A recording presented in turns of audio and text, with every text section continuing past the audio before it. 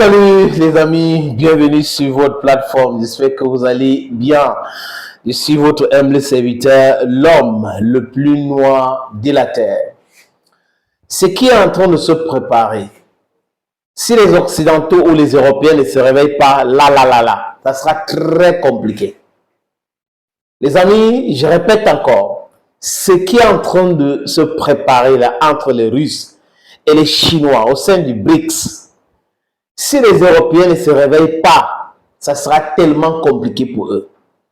Pourquoi je le dis? C'est eux-mêmes qui ont pris leur pistolet pour tirer une balle dans leurs jambes en disant on ne veut plus le pétrole russe.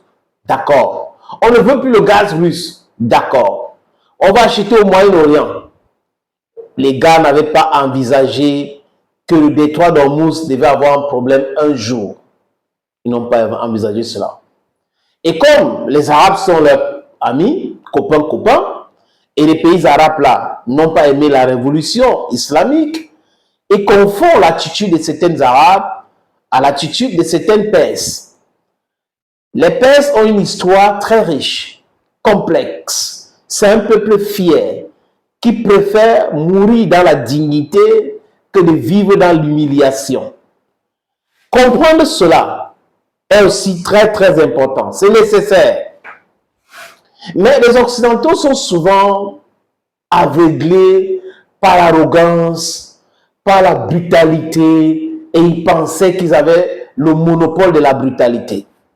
Les Otaniens s'engagent à déstabiliser la Russie, balkaniser la Russie en voulant s'installer en Ukraine et en Géorgie avec les missiles pour qu'un jour, s'il y a un conflit, la Russie soit mise en mal. Vladimir Poutine avait vu ça depuis très longtemps.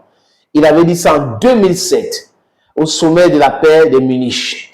Il en avait parlé en face, un vrai homme, un vrai garçon. Mais certains n'ont pas compris. Et il répétait jusqu'à ce qu'il y ait eu 2022 où il a dit enough is enough. We will no longer continue to accept and condone your nonsense. I have to put a stop to this thing. We will start a war and that war is going to be a preemptive war. On peut dire ce qu'on veut. Le droit international a dit ceci, le droit international dit cela. Et ceux qui sont des champions de nous parler de droit international, ils sont bouche bée quand ça concerne l'arrestation de Netanyahou, quand ça concerne l'illégalité de Donald Trump. Personne ne peut parler. Personne ne peut parler de l'arrestation des dirigeants otaniens ou occidentaux qui ont déclenché des guerres illégales et tué autant de personnes. 1 million de personnes en Irak, près de 500 000 personnes en Afghanistan, un nombre conséquent aussi en Libye. Les amis, personne n'est dupe. On voit ces choses-là. Mais est-ce que quelqu'un un jour a levé un petit doigt pour dire je condamne cela, il faut qu'on arrête Bush, Tony Blair, Barack Obama, il faut qu'on arrête Hillary Clinton, il faut qu'on arrête Sarkozy, il faut qu'on arrête Donald Trump et le premier ministre de l'entité? Non. Donc les Russes ont compris. To be in a safer side, economically speaking, you need a partnership. Et c'est la raison pour laquelle ils ont créé les BRICS. Le Brésil, la Russie, l'Inde, la Chine et l'Afrique du Sud. Quand vous regardez très bien, c'est les pays les plus puissants économiquement et en termes de démographie. C'est la démographie qui fait l'économie. C'est la démographie qui fait l'histoire, pas le contraire. Alors, je vous parle, il y a une deuxième pipeline que la Russie est en train de construire avec la Chine pour acheminer le pétrole russe vers la Chine.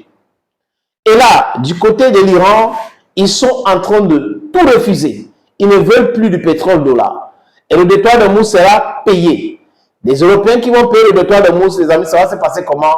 Ça va davantage rendre la vie chère. Parce que si vous achetez cher, vous ne pouvez pas vendre moins cher. Même quand il y a les subventions de l'État, vous ne pouvez pas vendre si cher. Donc, quand l'énergie est chère, les produits que vous produisez, permettez-moi la répétition, devient aussi trop cher sur le marché. Et là, ça ne peut pas être compétitif avec les produits indiens. Ça ne peut pas être compétitif avec les produits brésiliens. Ça ne peut pas être compétitif avec les produits russes. Ça ne peut pas être compétitif avec les produits chinois. Et quand vous regardez les pays des BRICS, la quasi-totalité ont le pétrole, peut-être sauf la Chine et l'Inde. Mais le Brésil produit. Aujourd'hui, l'Iran fait partie des BRICS. L'Iran produit. La Russie produit. Et quand vous regardez les pays de l'OTAN, c'est la Norvège qui produit, la Finlande, après c'est tout. Le Canada, on peut dire, mais en quelle quantité? Les Américains produisent pour leur propre économie. Et quand ils veulent vendre, c'est plus cher. Et ils vont aller à ses alliés plus cher. Voilà la situation. Donc, la Russie et la Chine ont donc déjà décidé de paralyser durablement les économies des pays hostiles, les économies des pays anciens colonisateurs. Oui, c'est ça. Les amis, tic-tac, tic-tac, le sud global est en train de monter, monter, monter, monter. Allons, Gomé.